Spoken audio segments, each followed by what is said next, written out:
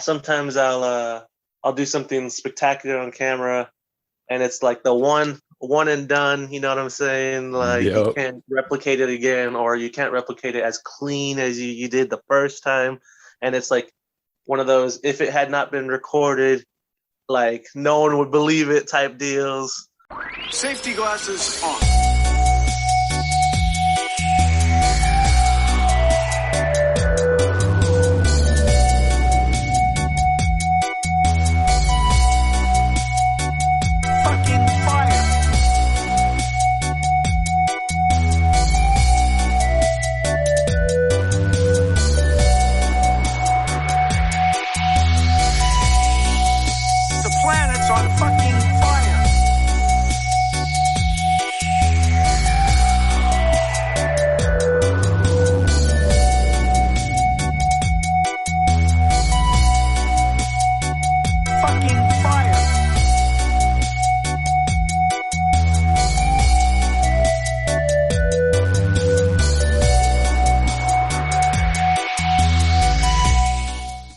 Like there's so many science spinner stories that I hear of like people. But I had this argument with one of my old spinner friends, where he has claimed that he's thrown a skill saw and then jumped over it and caught it. And I'm like, where's the video proof though? And he's like, well, I have witnesses. I'm like, that's not good enough for me. I want the Yeah. video proof. I want that proof. I You know? think I know this story. I think I've Yes, seen some posts about it. I've argued. It's become up in recent time a little bit, especially if you lurk a little bit, because it gets a little heated. It gets a little heated from time to time, but in playful manner, of course. You know, it's all Yeah, in love. yeah, because that means, if we're arguing the point correctly, that means someone's a liar. Oh, I mean, I wouldn't say that word exactly. You know what I mean? But I'm just saying that, there has to, if it cannot be replicated again after X amount of years, it's just saying it's a little fishy. It's a little fishy. Granted, people's bodies change and whatnot, like physical ability change. So you're not as spry as you used to be, but like after like 7 years, come on, Yeah. give it to me. I don't know if it's exactly 7 years, but like it's before my time is when it was landed apparently. So just for that move, that's just one example that I'm talking about. There's many other examples where it's like, I was lucky to like do tricks that I've landed off camera, and then I'd be like, okay, I'm gonna record until I get it, and then I have like 200 attempts that like no one sees, and then I finally get that one like good one. So like there was an example where, or a good example would be, I did an under the leg varial throw, and then it dreidel spun out from underneath my leg, and I continued the combo. I have it on film, but I remember doing that by accident. I was like, why is that the one time I'm not recording? Yeah. And then I ended up doing it later, but like it was one of those moments where you're in the flow state, so it's just kind of like everything kind of just comes together at once. Yeah. So a beautiful hodgepodge of tricks and whatnot. I think there's a lesson in that story. And I think the lesson is keep trying. Like, don't give up. Because for anybody who has seen your content, I'm sure they might be you make it look easy, right? So I'm sure they're under the impression that this fool did it like maybe like his 5th, 6th try. But to hear you do it like 200 times is probably real comforting for somebody that's struggling right now. I mean, it's usually like, in order to like venture into the new, you kind of gotta trial and error. It's a bunch of trial and error. So it's not just like sometimes, especially when I was like early on, when I was like first starting out, it'd be like I'd make I like, this is up for debate because it's a debate whether or not what is a trick and what's like a combo and what's like what deserves to be in the It's a dictionary. little subjective, objective. What deserves to be in the spin cyclopedia, what deserves to be, and so. So it's a little bit like, I feel like I was making, or at least doing, new movements with the sign, like 5 different new movements every spin session I went to. like starting out. Now it's like you kind of plateau after a certain number of years of just doing constant, like, I don't say innovation, but constant new tricks or new different variations of like already established work. You know what I'm saying? Yeah. So like, of course, I know the first, I think, advanced trick that I remember learning was chicken wing surprise, and it took me. I did it nonstop for 30 to 45 minutes of just trying to land chicken wing surprise, and it was. I mean, you calculate that it's like minimum 10 seconds at most per throw to chicken wing surprise setup. So like times that over 30 minutes to 40 minutes, that's like a few hundred tries of like just attempting one trick, chicken wing surprise, and now I throw it out in any combo type thing just as like a combo filler, because it's like I have that established. Like I've probably done it maybe 10,000 times at this point. Muscle memory. Yeah, exactly. Yeah, that's where you go in for the chicken wing. But then when you get to that point where I guess you could say you wing, that's where you release, right? Yeah, and do, I guess, a skill saw mini toss behind your back around and grab it right here. See, I never counted it as like you do it with this hand and then you catch it with this hand. I always call that that's like the training wheels for the chicken wing surprise, because like if you can't do it one-handed, you don't have it down, in my opinion. Like you need to be able to just like float, like effortlessly toss it over and catch it in any way, uphand, overhand type deal. Because each like positioning and flow is a different flow entirely when you catch it. So you can go for like an above throw, varial out, or you can literally skill saw it again from this position out and just keep that flow, that still flow state of the rotations and whatnot. Hell yeah. I think that kind of eye for detail, especially in sign spinning, is important for judging, because people think it's just a catch, but without realizing that your catch can influence your next move or the next direction that you go in. I saw an interview recently with Tony Hawk, and it kind of plays on what you were saying about plateauing, or even what you mentioned earlier. Like, I know you weren't at your physical peak 7 years ago, but come on, you should be able to still land that trick after 7 years of practice, right? So it would be comparable to Tony Hawk nailing the 900 once and then never doing it again. You know what I mean? Like now it's just unlocked. You know what I mean? But outside of that, he was talking about a similar plateau effect, right? Once you practice the same tricks over and over again, it does seem like you might be tapped out on creativity, I guess you could say. But I like his approach, because he was saying as he gets older, obviously, falling on like a 20-foot half pipe is a lot more devastating at 50 than it is at 25, So that being said, he said that he's focusing more on the technical aspects in skating, like things that maybe only another skater would notice he's doing, right? Or going back to what you were saying with catching and releasing with the same hand. I like the metaphor you use with training wheels, because sometimes people, when they'll try to like skill saw from a chicken wing in front of them, it's almost like you're just putting the sign from one hand into the other. You know what I mean? It's really easy that way. I call those tech transfer skill saws, because they don't really like leave your hand, or like they don't really leave like the vicinity, and they're like half rotations. Whereas like a normal skill saw is at least, I'd say 2 rotations.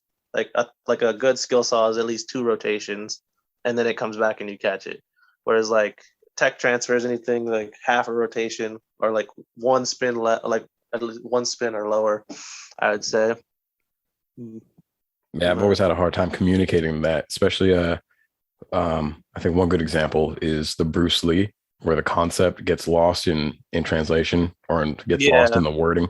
It's really hard to describe to somebody that you're letting go of the sign, but you're not like losing contact with it. You're still staying in touch with it. It's still in touch with your hand. I'm sorry if you hear a cat right now.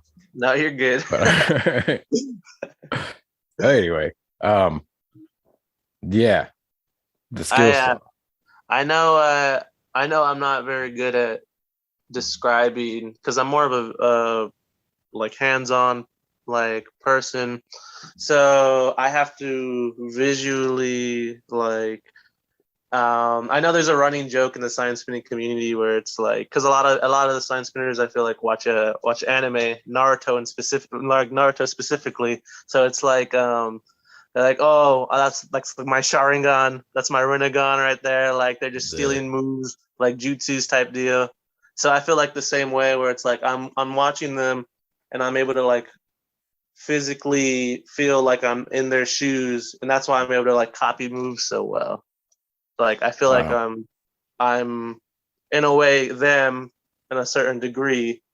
Like, and I've talked to other spinners about it, like Monty before, and he feels the same way in the aspect of like being able to visualize how the moves are performed based on like a certain person. You know what I'm saying? So it's a pretty, I guess, out there concept, but I feel like I would, if I get in that certain mindset, whereas like I know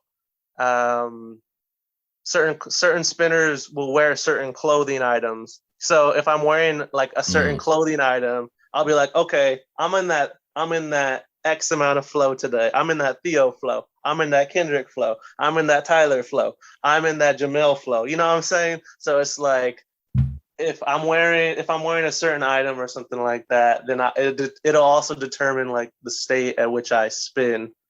Just because of like, I don't know, I have that association with the spin style with that like article of clothing or with like that person because they wear that article of clothing. You know what I'm Yeah. saying? Yeah. So it's like that deep for me. Like I don't know, like that's like how deep I think about it on That's that level. interesting. There's also I see a common theme here. I noticed that some spinners take full advantage of that concept and will dive deep into cosplay during comp, right? Whew, yeah. I think I've seen Static Shock. I've seen Santa Claus. I don't know what kind of style Santa Claus influences, but I guess it did something. I know I make this comparison a lot, but I compare hip hop and science spinning a lot, only because I see I know science spinning is still kind of new. It's not as old as hip hop, but one of the concepts where I think there's a lot of overlap is in the evolution of the sport or the evolution of the art, and the way that or at least now it's spanning multiple generations. Hip hop has spanned multiple generations now to the point where you have what are called old heads, and then you got the kids on the cover of XXL.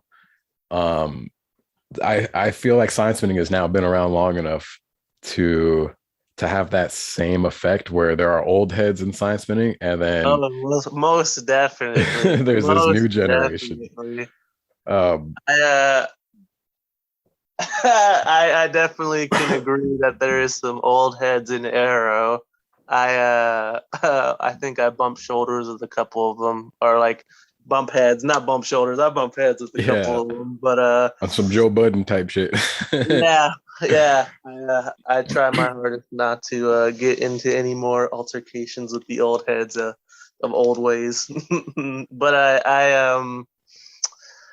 I think that I came around in 2017, so I think that's way, I guess, the start of new gen is what people would say. Like people have told me that I was one of the starters or whatever, like of like the new generation of science spinning coming up. Because I guess 2016, 2017, there was like, I guess, a renaissance of new inverts and like new faces, and comp was getting bigger and whatnot, and there was just more tricks, and just it is expanding. It just wasn't like how it used to be pre 2012, I'd say. Yeah. And so I think that coming in about 2017, I don't know, it was kind of just being like absorbed by the culture, like culture shock in a way, because it was just like not knowing anything about AArrow to just like being obsessed with AArrow, like my life, it's my life. I remember John Casso in the Spinners documentary stated, he's like, sign me up for life. You know what I'm saying? Damn. Like he's like, can I do this for life? Like I remember that, and I was just like, man, I can dig that. Like I can dig this type deal, because I just really loved the art form, and I think that still shows. Like I still try and do my best artistic expression when I put it out, when I put videos out there, and do my thing. Damn, that to me slaps, because I'm not sure if I'm being subjective on this one, but I think you're one of the most influential people in the culture right now. So it's pretty cool to hear how much of a culture shock this environment was. So, you know, you're going from shock to one of the heaviest influencers in the game right now. I thought it's pretty cool. I don't know. It's kind of one of those things where it's like you look back and you're like, oh dang, I did all this. did I really? Yeah. Whereas like I just kind of go with the flow, or that's how it feels like anyway. Where I it's like, okay, what about, like, the ideas are always flowing in my head, so it's kind of just like, okay, what about this idea? What about this idea? Like there's some ideas I can't replicate, but I still have in the back of my head that I've been like, that I'm not necessarily trying to get like the best, or like I'm not trying to get the credit for these tricks most of the time. It's just like I'm the only one doing them.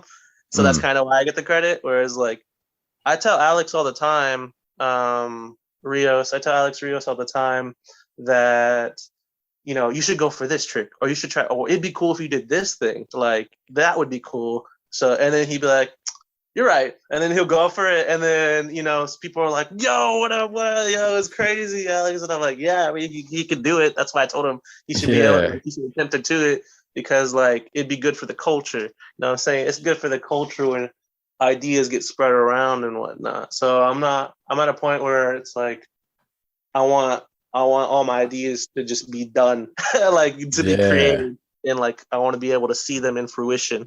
And like, I don't know. There's still one that I'm looking for. Like to this day, it's probably 3 years in the making. And I'm still trying to find someone to do. I almost got Jacob Mitchell to do it. It's called it's called Space Cowboy, and it's where you do a skip it, where it's Jacob Mitchell's trick where he does the wrist breaker with the tip of the sign, and it goes in between his legs, and he hops over it. Yeah. But as it's in between your legs, you do a no-handed cartwheel, and then you continue out of the trick. And Doolin said it was impossible. Justin said it was impossible. Like all these people were like, nah, it's not gonna be done, Chief. And I'm like, just let me talk to Mucho. I know Mucho could probably do it. Yeah, I think that's why coaches are such an important part of every sport, no matter how seasoned somebody wants to call the coach, right? Like, man, that guy's an old head. He doesn't need to be telling them what to do. He doesn't know the game anymore. You know what I mean? But at the same time, maybe the coach is seeing the capabilities of somebody else from the outside point of view. You know what I'm saying? Man, what's an example? All right, so I don't want to take credit for this one, but you know what? I'm not even going to say the name just so nobody even assumes credit, right?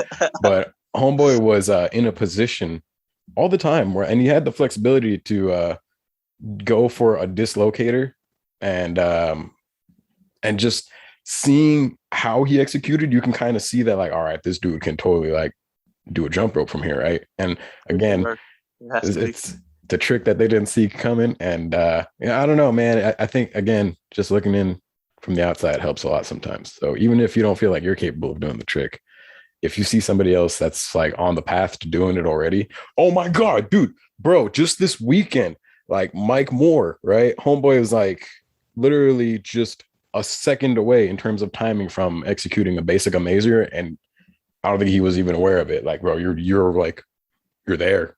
Like if you just knew the trick, like if you knew about this trick, you'd probably execute. So I definitely got to show that guy a video of somebody doing that. And I'm sure he'll make it happen in a second. But I wanted to touch on that sign spinning renaissance that you brought up, only because I saw that happen too. And I'm not sure if anybody else in our industry has seen it, But I mean, I'm confident that if we're watching this and there's a generational gap between us, I'm sure everybody else in between can see it too. I have a feeling it has a lot to do with the fact that in the beginning of the game, everybody kind of had to make up things and figure it out, right? I mean, there's obviously a limited number of directions you can go in here. You can either do a flip, you can do a spin, you can do a toss, you can do a slide, or you can invert your point of reference by going upside down, right? Skate. So that's like a what? An escape? Skate. Oh, skate style. Yeah. See, so there's a couple. There's another direction I totally forgot about too. But with that out of the way, like it's just I think everybody that came in later on, like after 2010, 2012, I would almost put it at the 50% mark, like the halfway mark, right? I think it started in 2002. It's about to be 2022. So yeah, 2012 is the halfway mark, huh? Right around there, I think when everybody started hiring in, everybody was hiring in with fresh eyes, and they got to see what was already in existence and build on that rather than start from scratch. You know what I mean? And I have a feeling that's another overlap between science spinning and hip hop, that there were flows, there were cadences on which to build on, and now you combine all those elements and you get the science spinning that we're seeing today. I think that's one of the reasons why I really wanted to do this podcast, because I really wanted to get into the head, into the mind of somebody who's been producing like these really abstract lines and combining these unorthodox tricks together. You know what I mean? I have this theory, and it's been my running, like, I guess, MO for better part of 2.5 years maybe on doing this, where it's like everything can be comboed, nothing is exempt, like everything can be comboed, Even like, the ones that they call finishing moves, you know, like the yes, snake even takedown. bangers can be comboed. Like, Damn. I think it can all be comboed, and my work, I think, justifies the theory, because there's like you just said, the abstract lines and the unique ways in which I put them together. I think that, like, there's a reason why it's like that's why there's videos of it, so where I throw like a wind blade, or I guess it'd be a J Park. I throw a J Park and then I catch it into a water wheel. So it's like those don't go together traditionally, but it's like they flow together because I saw that on the wraparound, the J Park is fluttering down like that when it comes around you. And I was like, well, I can just paddle my hands like that and build it back up. And like it falls into the paddle if I catch it at the right timing. So it's like, it's all about, like I said, the mixture of the timing and like the 200 attempts that you do for it. Like, I can probably look at all my old footage and be like, oh yeah, that took me 50 tries. That took me 60 tries. That took me X amount of tries. Like, and I can do that probably for all 1,400 videos I have. Oh, dude, how much storage is that? Oh my god! I That's gotta be a have couple on gigs. my phone probably, and I can probably send you a screenshot after this. I have like 200 gigabytes worth of like video, and it's not all mine, granted. Like, most of it is, because like it's my content, but like I have like other spinners spinning for like other content, and I have like rounds for like WSSC and like TSSC, and I have just like other content that I thought was really good, so I saved like for my own personal stash. So I have some of the Assassination Extreme videos, and I have I have like what is it? I have like some old Larry Fuller videos that I tracked down, as well as like some of the old mixtapes from the old AArrow Science Spinners page, like the was it LA mixtape 2008 specifically. It's pristine. Damn, those are some throwbacks. Oh yeah, I'm so as much as I am for the content, I'm like in AArrow for the lore. Dude, there's a real lore behind it. The AArrow lore is like what I'm a collector as much as tricks. I'm a collector of lore as well. That's why I travel around, and every time I travel around, it's like I'm a minstrel asking for stories to to feed my to feed my hunger for my collection. So it's like I'm always asking like the aforementioned old heads of their old ways and whatnot pre 2010. So like people like Jamel, he's been in there 10 years. Irwin, he's been in there for a while. Monty's been in there for a while. There's to name a few names. Doolin. So they all have their stories and whatnot, and it's like it's just so great because you can piece parts of other spinners' stories together, and like it just makes this one big collage of like this giant Arrow timeline that like over the course of like the 20 years. So it's like I probably have a good 15 years of like the Arrow, like the first 15 years of the Arrow timeline, like not memorized, but I've been told it like by other, like the people that were there, the eyewitness testimonies of like the first boots on the ground spinners that were in the markets that spun those shifts, like the Speedy Cash campaigns and like the cricket campaigns and all that. So it's like, I don't know. I've heard the war stories. Someone needs to write a book.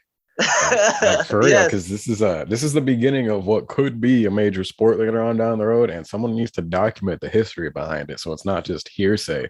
Ancient history was word of mouth for a long time until people started writing things down, and who knows how much of it got lost up until then. I had a thought, and then I started thinking about that book and how tight it'd be to write. Oh yeah, so going back to the lore, I got into collecting like artifacts, you know what I'm saying? Like I've been trying to find those old school all-star jerseys forever. I think yeah. Okay. So I have like 5 things I'm looking for specifically. I'm looking for a blue Arrow polo, but those I think are corporate only. So I think good luck with that. A 2004 Arrow jacket, blue jacket with the Arrow Man on it that Justin Brown wore specifically in his interview. A All-Star jersey, a Korean shirt, and maybe there was one. It was the button up, I think 2014 WSSC shirt. The like it was the either Dickies one, right? The Dickies one, yeah. I think that was 16. Either way, I want it. That one's gangster. I want that sign that year, the graffiti Arrow sign. That's a big those are like the ones I want in my collection. As far as my collection goes, I have pretty something unique. I got a you've actually seen it. It's the denim Arrow like sleeveless button up like jacket that I think that has almost all the signatures from all the people that went to WSSC and TSSC on 2018, 2019. Whoa, no, I haven't seen that one. That's another like one-off piece, huh? It's just like so one of a get kind. It real quick. Yeah, I don't think I've seen it, and if I have, then I might be mistaken. But the only one I've seen was the leather one, the black leather one. Oh, that was the one. No way. It wasn't leather. It was jean. Give me a second. All right. I actually got more than a couple things. I got. Let's see. This is the jacket. It's signed by like everybody. I think Ray put a face on the face. That's funny. Yeah, and this is Mr. What is it? Max Dorovic himself in the center here. Of course. Where are you? There you are. I don't know if you can see that. It says Joey with the atomic symbol on it. Dude. When was that? Was really 2018? This is actually, I remember this. This is the one with, this is Larry Fuller right there on the sleeve. And actually inside is a 2013 World Comp shirt. that's never been Damn. worn That's a dope one. that Justin sent me. And then one of my mentors gave me this spin hat, bucket hat. It's a That's 90s hat tight. for being in the 90s club that we have in That's a SA. Texas exclusive, huh? Yes, it is. Texas exclusive hat from, I don't know if you remember him. His name is Rad Dad Mark Dandridge. Yeah. That was one of my head spin instructors when I first started. He was crazy. He had an average audit of like 110. Yo, whoa, was that all like in accessories or something? Like, how do you get 100? Yeah, it was because in testimonials you can get plus 10 on your next audit. So Oh, he was so okay. good that he had back-to-back reoccurring testimonials. So Damn. his audit score was legitimately 110. That's what stays on the extra credit, I guess. This man was like above and beyond, and he worked for it day in day out. So it's crazy. One of my big inspirations to I guess like perseverance and whatnot, because like I'm doing a good job, I guess, because like he was like AArrow, like he did the AAM perfectly, and he was like, I don't know, like the honks just nonstop because he just had like he was just dancing, two-stepping on the corner and whatnot, and just like it was good vibes all around. Just a good guy.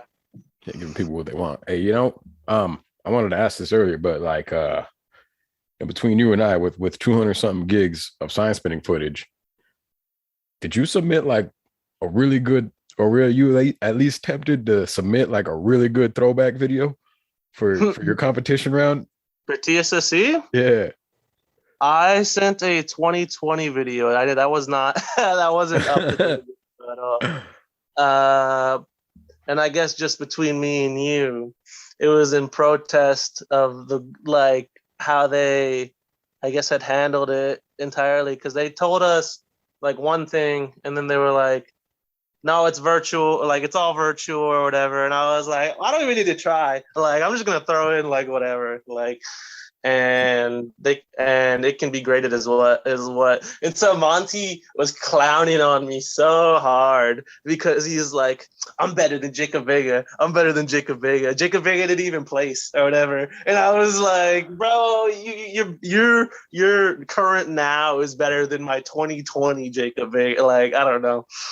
You're grading that Jakob Vega, not 2021 Jakob Vega. Yeah, I was interpreting that as an act of confidence. You know what I'm saying? But again, additionally, like just to elaborate on that, I don't know shit. I guess I can't really say which side of the fence I'm on. I'm not sure if I'm for or against virtual versus live, because there's elements to both, right? Where certain people shine and certain people don't shine so much, right? Like, so being so comfortable on camera after recording for so long, I thought that might have been a strong point for creators like yourself, right? Or it's like, if we're going to be doing this virtually, these dudes got like a sick ass advantage. You know what I mean? Or even in this case, like a sick ass arsenal of videos to choose from too. He's been doing the work on this already. So that was one of my sticks about it. I was kind of intimidated, like, damn, a lot of people be posting all the time, and I'm not used to doing that. You know what I mean? I'm used to just one and done. I'm not used to the kind of pressure of having to. But I think still, it's perfect. I think in your regard, you have a one up on the comp in the aspect of you don't post, so no one knows what you're bringing to the table. So like you can wow them away even more. Whereas I feel like, I don't want to say with me, but like it could be at a higher expectation because they know what I can put out. Like they know what is capable of me. So it's like, you got a real valid point there. If I put anything less than what they're used to seeing me, even like in the back of their head, they're like, oh, I know he can do better. Even if they're not intentionally doing that, it's like they might grade harder on me because they know the caliber of what I'm able to put out, so to speak. Whereas like if you stay hidden like Kendrick does, you win East Coast. Yeah. It's a double-edged sword though, because my lack of posting could also be my lack of posting could also be a reflection of my lack of innovation. right? Or how much spinning I'm really not doing. Um, but going to what you were saying, you got a super valid point about being judged against your previous performances. Not to go back to the Tony Hawk interview, but Yeah. there is, as you may know, some overlap between skating and science spinning too, Yes, I think especially so. when we're talking about individual competition. You know, like golfing is you against your lowest score, skating is you against your environment or yourself in this case. So same thing with science spinning. Tony Hawk was talking about how after placing so high in multiple competitions, he was being judged against himself instead of being judged against his peers. You know what I mean? Like his performance may have been the best on the show floor right there, but when they look at who he was or how much, I guess what I'm saying is they're trying to see how much you've innovated from the last time they saw you rather than judging on how flawless your performance is right now and what you have done.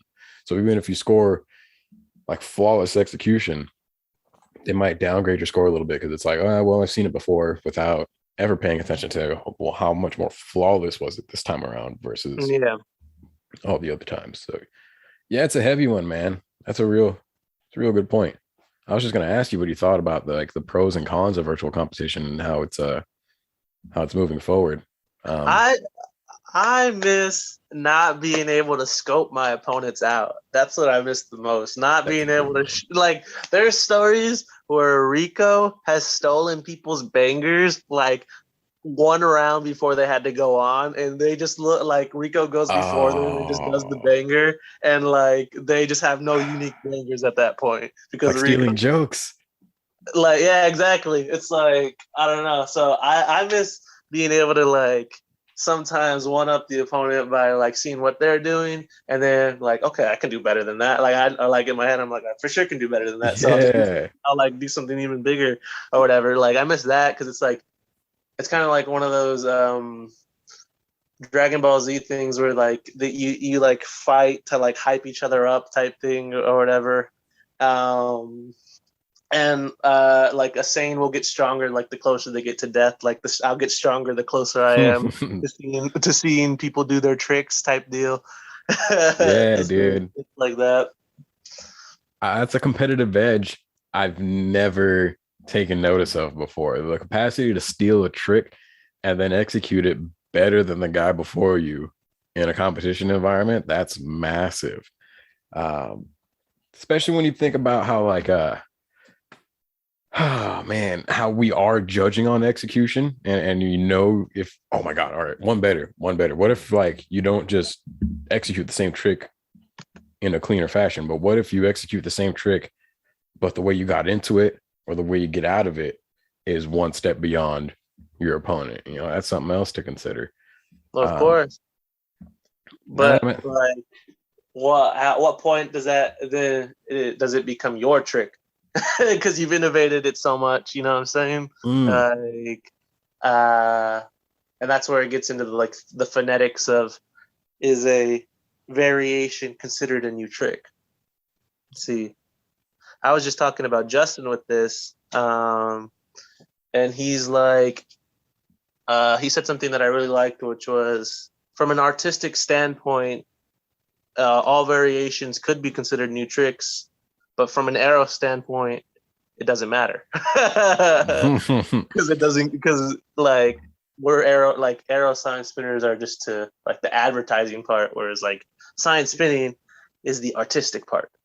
So like in science spinning, variations count and they matter, whereas like in AArrow science spinning, they don't. It's like minute. It doesn't like register. That was a real insightful way to compartmentalize the two. I would almost argue that I would argue in favor of variations being more or less the same trick. Unless I guess it depends on how varied it is. Going back to skating, whether you go front side or back side on a board slide, it's still a board slide, right? Yeah, So, but see, that difference is they determine the points in which you are awarded based on which way you went. So it's like a backside 180. I would assume. See, I don't know the escape like metrics off the top of my head, but I would assume a backside 180 gives you more points than a front side 180 because there's more risk involved. Same thing with like sign spinning, whereas like an underhand catch is more riskier than an overhand catch. Okay, yeah, that's a great way to define it. It's the risk. And it's so like, and I think that's also like testament to the artistic part of it is because it's up to for interpretation whether or not variations are like they are different tricks or just new tricks entirely. Is like that's the I feel like the part of the artistic part of it is that because you can say like because it's up for interpretation to the person, so it's like because you can say, oh, this is a trick or this isn't a trick, people will be arguing about that for as long as they're spinning signs, I think. To elaborate on that idea, maybe it is a better approach to, maybe anarchy is a better approach to this, and in the way that there's, so kind of with language, obviously there's rules to language, but it's not like there's any major penalties for not following them. You know what I mean? Whether it's grammar or even just making words up. Eventually, if they get accepted into our daily language, who's to say that's not part of our language? You know what I mean? If I'm not mistaken, just within our lifetime, bling bling was added to the dictionary. You know what I mean? So I think when it comes to tricks, we can probably play by those same rules where if it's we see this happening with just naming our tricks, right? I'm trying to think of an example where in one market it's known as one trick, and then in another market it's the same trick but they call it something else. Water wheels and roll 'em ups, they brilliant.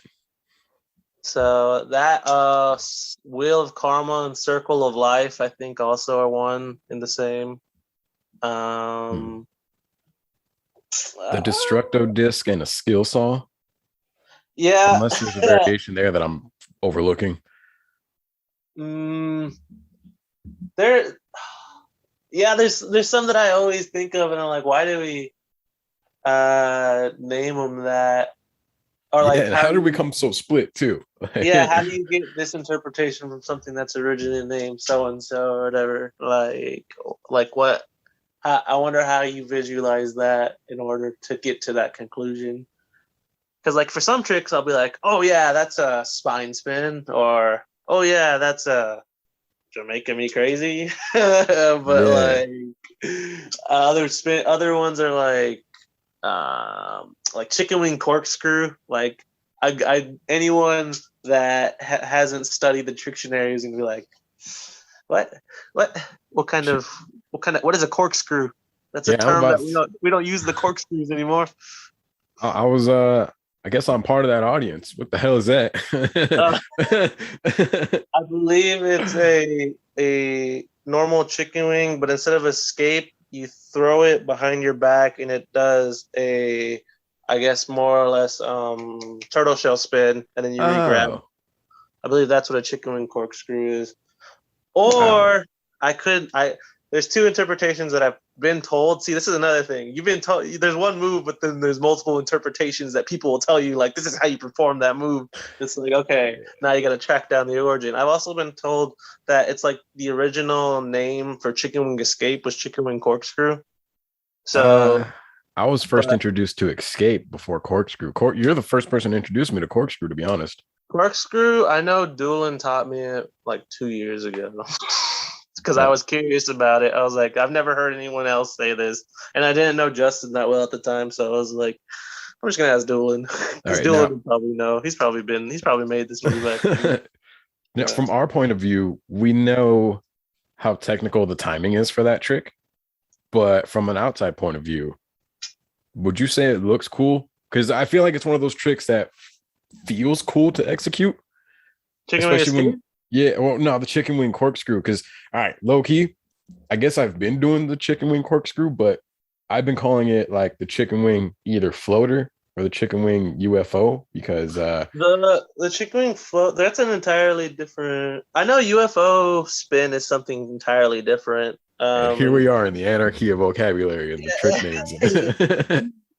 Yeah, I heard UFO spin was a secret skill saw, and there's such thing as secret skill saws apparently in Huh. the wild that people have made. And I know about secret characters, like Bud. Every now and then you see him pop out at comp and spin, and it's like, what? Who's that guy? It's a I secret character. love Bud. Bud was one of the first OG or like one of the first outside market spinners I ever met. Right next to Larry, because they came down to San Antonio in 2017, like 3 months into me spinning for like a corporate like a corporate just like drop through or something like that. I don't know Yeah. I don't know why they were there at the time. I think just to help like Peter. Maybe a market audit or something. Yeah. Probably market audit, low key, but they were there, and I ended up learning a lot of Captain Blenders from Larry, and Bud was just there being mythical in the background. Did you know how big the company was 3 months in at that? Like zero. No, I remember them making kind of a big deal about like Larry Fuller's coming or whatever, and I was like, what does that even mean? And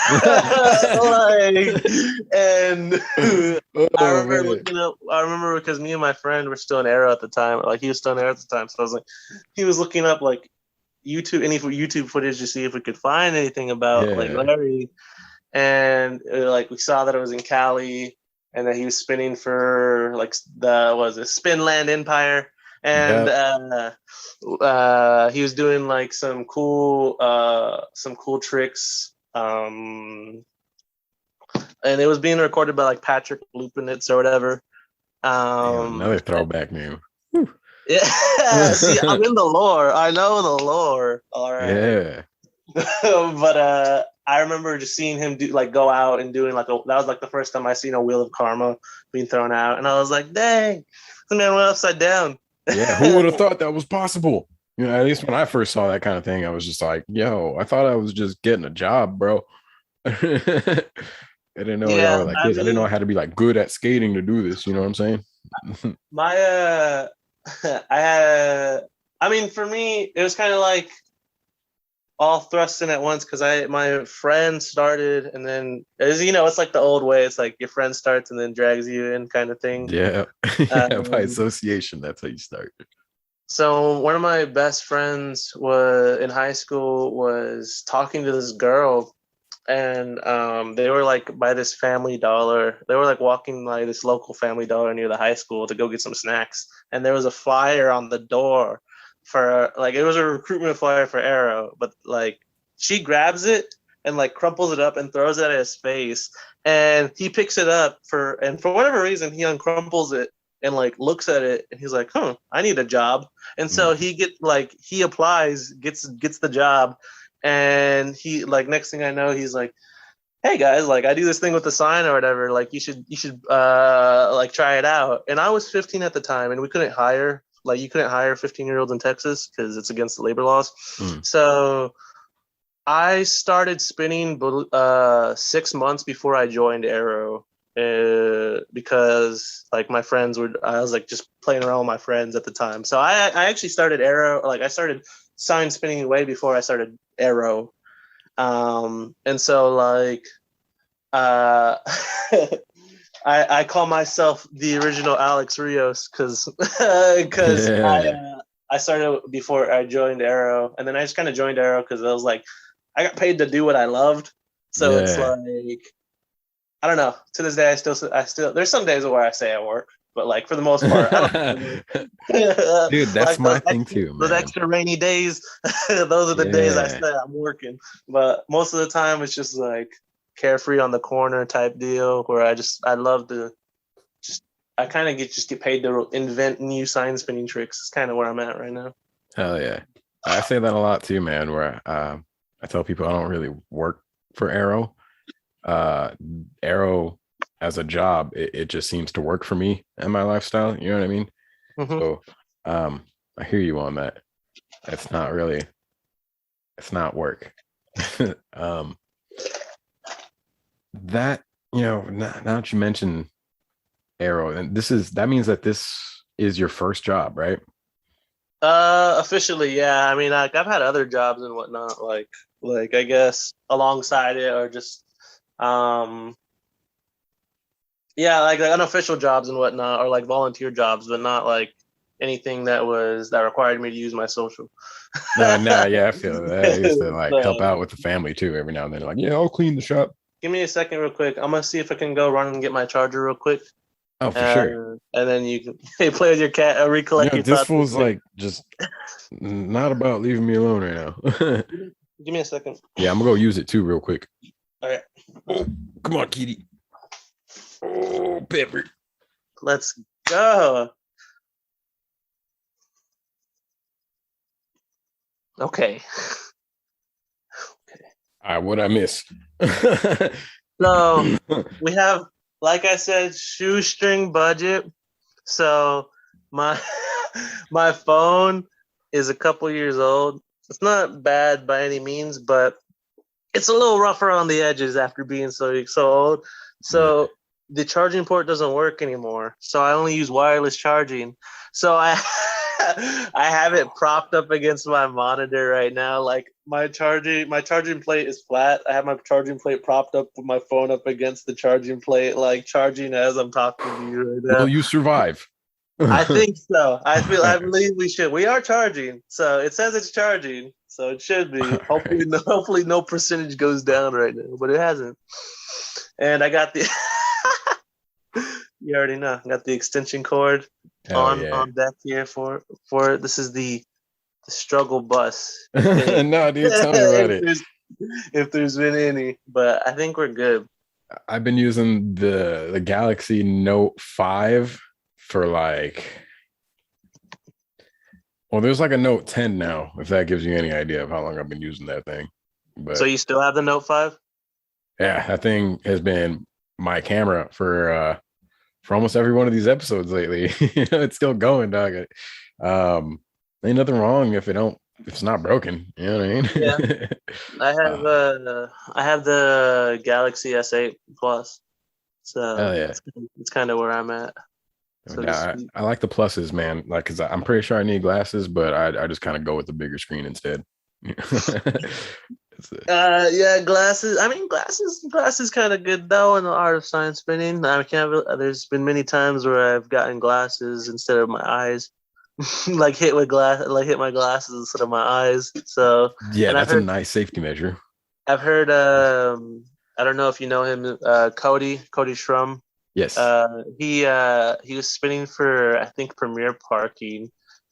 20 and 20, and this is one of the AArrow lore stories, is that but like this is spinning in like 2018, 2019, and the tip of the sign, one of the tips, like either the butt tips or the actual tip of the sign, like the edging came off, so it was just like the pure chloroplast. Yeah. And it like scraped his cornea and ripped his cornea, and so he went blind in one of his eyes for like 3 weeks, and he had to like be in a dark room where like he couldn't see light, so it'd heal. Yeah. And stuff like that. And so it's just like I've got glasses on for a reason. I'm good with that. And I've been hit in the eye, but nothing like that, or I've never torn no cornea. Yeah. I've had some close calls too, but never like actually like dead on or in there, you know what I'm saying? I don't get these guys nowadays that just be injuring themselves, all like doing all these what you mean, like I don't get how you hurt yourself Head from spins. a high cause. I like spins. Okay. my first ever AArrow practice, like official AArrow practice, because I went to 2 AArrow practices, and the way it works in my market is you got paid for it, so you had to be like an employee. So I was just going before they were like, "What are you doing here? You're not getting paid." So yeah. one of my first official ones, I went to. The head spin instructor was like teaching like head spins, and I was just like one of the like rambunctious like go Super getter. ambitious. Yeah, super dude. ambitious, like go getter, like I can do it, like I'll do it, I'm not scared, like whatever. And so he gets to me and I try and go for it, and I get it for like half a second. It like wobbles off and then like bam, hits me right in my nose, and I get like a nosebleed. And Dude. I'm like, I'm good. I'm good. That's how you get jumped in at AArrow, dog. It's the sign. Do you engage in any other artistic crafts that may have assisted your transition into AArrow? Like, do you do music? Do you paint? I mean, graffiti art also counts as far as I'm concerned. I used to. So before I got into AArrow or sign spinning, I was in orchestra for 7 years. I played violin. Well, I played violin for 7 years. I was in orchestra for 4 years and mariachi for 3 years. So that's more Oh specific. shit. And so I feel like I've always been musically inclined where, like, I don't know if that necessarily like correlates to, well, I guess in the aspect of like, I always feel like the rhythm of the sign, and I feel like there's timings to the signs and whatnot, but I don't know if it'd be a one-to-one comparison to like me playing violin is like equal to like me throwing a toast toss up into the air. Maybe in terms of like the creative process, it could be the same. Performing, because I feel like I used to perform a lot for orchestra and mariachi. I like in front of people for like the concerts that they would have us do, and so like I feel like part of that got me to be able to actually go out on the stage, like not the stage, the corner. No, it is a stage though, man. You're not wrong. Like not care as much what people think, because I'm out there spinning the sign.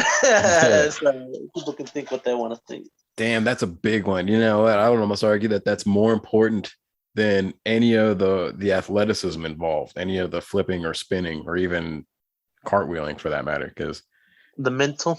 Yeah, you can teach anybody anything, but it's so hard for them to get out there in front of people and like unload like that. For me, I was always worried about, because when I did it in high school, and I don't know, I was so worried about seeing people I knew because of the like I always worried about like they would have the preconceived connotations of what I do before they even let me explain what I do type deal. So it's like I'd be like, please don't let me see anyone on the corner today, like type deal. But like, and then after a while, I just like stopped caring. Like that would be like the first 2 hours kind of deal for like the first 2 years. That's kind of how it was. And then after a while, I stopped caring, and especially after I graduated high school, like it kind of became a more freeing experience to be like, well, I don't have like no ties to worry about anyone watching what I do. Like I don't really know anybody out here in the corner, so I'm gonna give it my all, and I'm gonna act a fool. I'm gonna get paid to act a fool. Like that's literally what I do. So I'll go out, shake my ass a little bit. I'll two-step on the corner, throw my ass in a circle type deal. Yeah. I'll yell at them. I'll say what up, like wave to the people, give love and try my hardest out there. And I feel like it all comes from, back then, learning how to shrug off what people think of you, so to speak. That's a big one. I think it's pretty important, especially in this job, since you can probably have minimum 10,000 eyes at you like per shift. Yeah, that's a big audience to be in front of. And I think that's one of the main reasons why people get nervous about it. It's interesting to hear you go to take it from like a point of shame to a point of pride, especially to be one of the best in the world at it now. I'm sure that sounds counterintuitive to a lot of other people who are looking up to you, right? Or especially some of the, Yeah, it's funny because it's like you say one of the best in the world. I'm like, am I though? Like I don't. I wouldn't call myself that. I feel like I'm still just vibing with it. You know what I mean? I don't know. Let me explain. But first, I'm gonna get my charger because like that 20% went by faster than I anticipated. But I really want to cover this one real quick. Hang on a second. Let me get this cat out the way. What's the cat's name? This one is Pepper. Oh. Yeah, he's been real demanding of attention lately, probably because I'm not letting him go outside. I mean, at least not without supervision. And I'm a little occupied right now, dude. Can't. No, you're good. I got cats too. Yeah? How many do you got? Hang on a minute. I have technically I take care of like 4, but I have 2 inside ones. What are the other 2? Just like rentals? They're like they're outside ones. They're like strays that like were taken care of like by other people. So like they're kind of like trained already a little bit, but they're like, I guess my theory is they were like hurt before by the humans that took care of them. So they're like skittish towards like us, that they're the ones that do take care of them. So like the cat I have inside like is the main cat. His name's Pancake, and he's like 14 years old. We call him Pancake because when we found him, he had gotten stung like in the face by like a bee, and his like face swelled up like, and it was like flat like a pancake. So his full name was Pancake Roadkill because he looked like he was roadkill. Proper. And I remember like we took him to the vet and we fixed him up, and he kind of like gradually started coming around until he just became our cat. So it's kind of like one of those deals with all these other cats as well. That's tight. He's an outdoor guy that became socialized to you. Huh? He's just an outdoor guy that became socialized to you. Yeah, I mean, he's we found him when he was 5. That's what the vet said. So we've had him for like 8 years now. So like the majority of his life. Yeah, I'm saying he's had a pretty rough 5 years, in my opinion, because he looked like he was beat up when he came here. But now he's like looking all good, feeling himself type deal. He's living in the house compared to these other cats that don't come inside.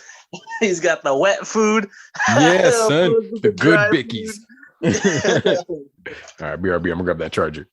All right. Prior to all that, I wish I could hit rewind live. Damn it.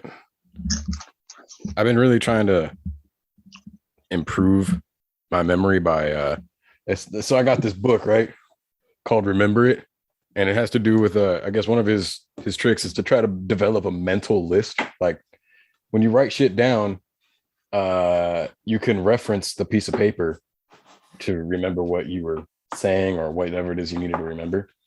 But have you ever heard of a mind palace? A memory mansion. Yeah. Yeah. They mentioned it in what was it, Sherlock?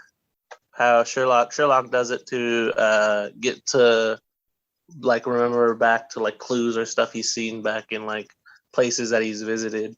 That's before. A real thing, dude. It's a real memory hack.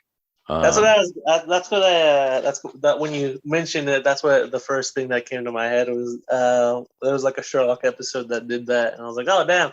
That's crazy. Well, I guess the idea, I mean, did they go into depth on it? On like how that's why it works? Described mainly. It was mainly like how he has like he'll see something and he'll correlate that something with something else, and that something else will bring him back to the something that he correlated it with. So like, yeah, he'll do something like completely random, like he'll see a book, but then he'll like punch a hole in the wall and he'll remember the hole punch that will lead him back to the book. So it's kind of like a mental map type thing where he retraces the steps of what he like had witnessed. I don't know, like the event he correlates is used to like bring him back to the thing that he needs to remember specifically. That's really cool. I gotta watch Sherlock then, man. I probably could have got introduced to some shit way sooner. It's pretty short of a series. It's like 6 episodes, and each episode is like it covers a different book in Sherlock. So each episode's like an hour and 30 minutes long, but they finish but they cover like the entire like like book itself, Yeah. or like the stories of Sherlock.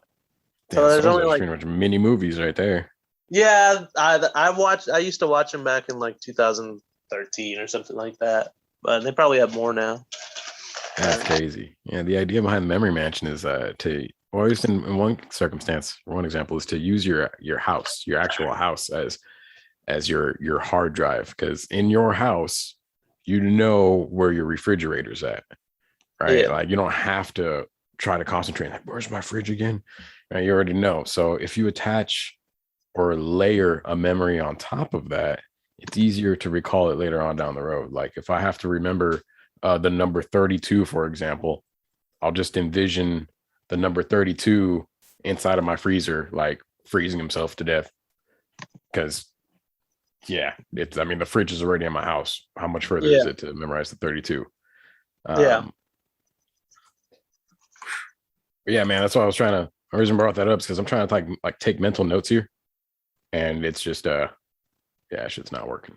I've never been good at taking notes. I've always just tried to remember everything. It's probably a better exercise.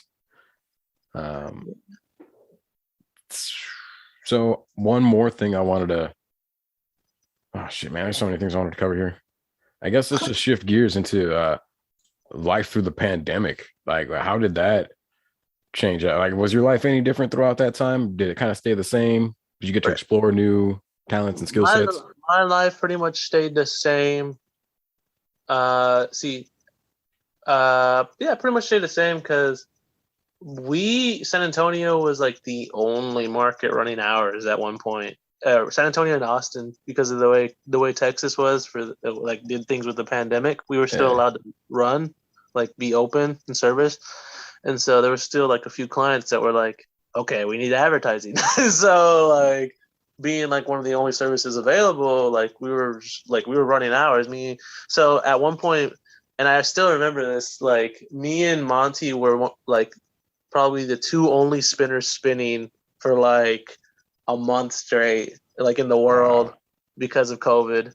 Like, and it was crazy because I was like, oh yeah, I'm spinning the sign. I'm still spinning the sign. Like, I don't know, like all of 2020, I didn't stop working. Like I worked all of 2020. And so the pandemic was great for me, but like most people don't share the same sentiment because I feel like it cut our hours like for everybody, and probably like 99%, 98% of the hours in AArrow were just all cut because of COVID. And I remember reading that like the first, like when it initially started happening, I remember reading that chain link email from Max about how we're gonna get through this together. We're gonna cut costs. No spending, no you're at here budgets, no nothing, like doing like just immediate like budget cuts and whatnot. And it's like, all right, what does this mean for me? What am I supposed to do from now?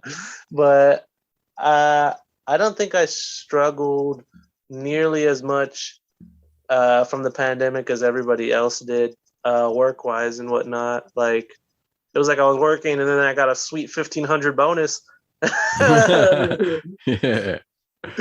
And I believe 2020. I also won Spinner of the Month in 2020 for what is it? April 2020.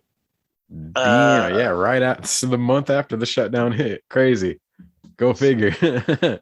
I remember I won the Spinner of the Month for that, and I got another little bonus on top of that as well from the 1,500. So I was chilling for a minute, and so for other avenues, honestly, like I just kind of dove into sign spinning all of 2020. Like it was like I was in so me and Alex live really close to each other. We live like literally 1 street away, 1 to 2 streets away. Damn. So we were like, I was like, every other day, I was like, hey, Alex, you want to go spin? Or Alex would hit me up and he'd be like, hey, you want to go spin? And we live by a school like right down the road. It's a 5-minute walk. that has like this track in this field. And if you look at any of my videos, you'll see that they're all in the same area. Like they're all shot kind of in the same location. That's the school. So that's the lore behind that. All right. That's the lore behind that. And so me and Alex, so like there's a parking lot there. There's just different locations there and everything. So like we'll shoot there, or like we'll just spin, because there's many times when we just don't record at all, where it'll just be like a vibe sesh between like just two spinners just spinning and whatnot. So yeah, you know, that goes into earlier when we were talking about like stuff we don't get on camera. Like there's so many things that Alex has done, like that's just crazy that I haven't been recording, or like he just doesn't record or make it a point to record himself as much anymore.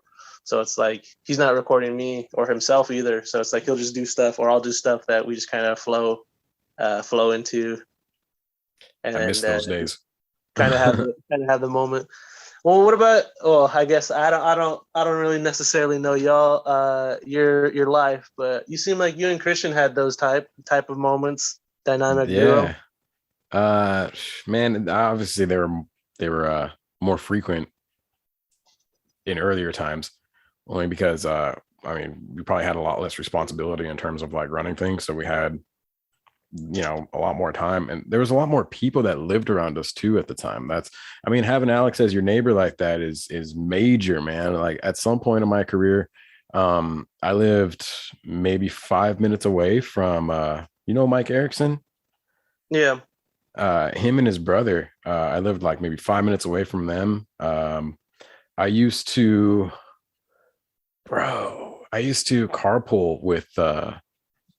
with Stan, and I would end up spinning at his place or at Anthony's, and just having those sessions was that I think that had the biggest influence on my development. And it's clear when you look at the culture today that is still the case. So as with you and Alex kicking it like that's major. I think it's comparable to just kicking it at the skate park. You know what I mean? Yeah. And then just perfecting your craft and bouncing the ideas off each other.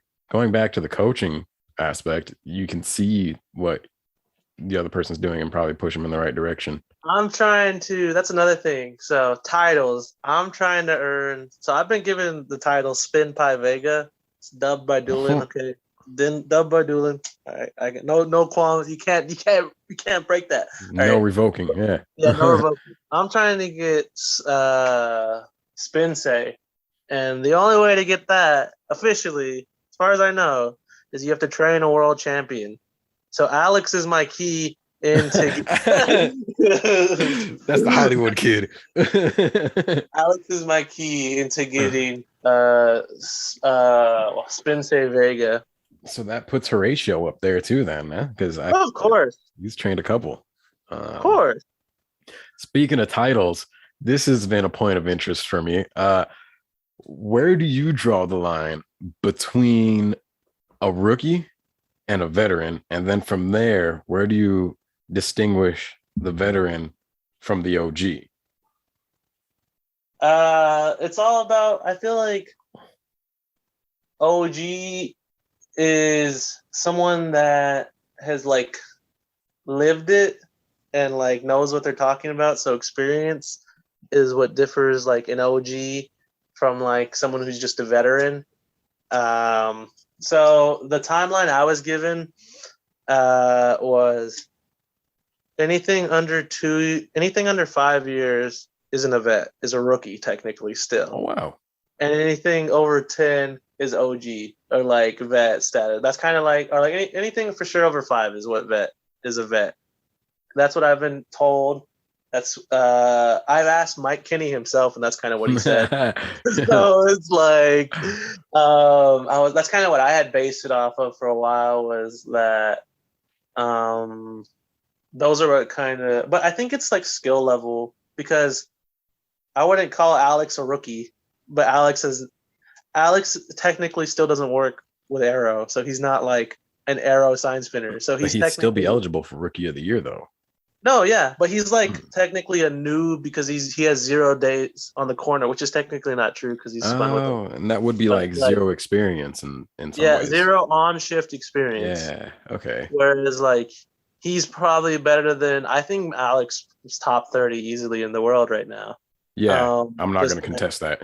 off of his tech and whatnot. Like I think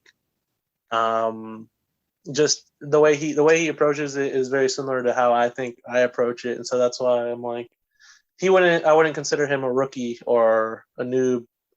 No. Oh, what happened? It died, or did you just end up with a Joey? with Like a gotta log rotation? into Facebook. Uh oh.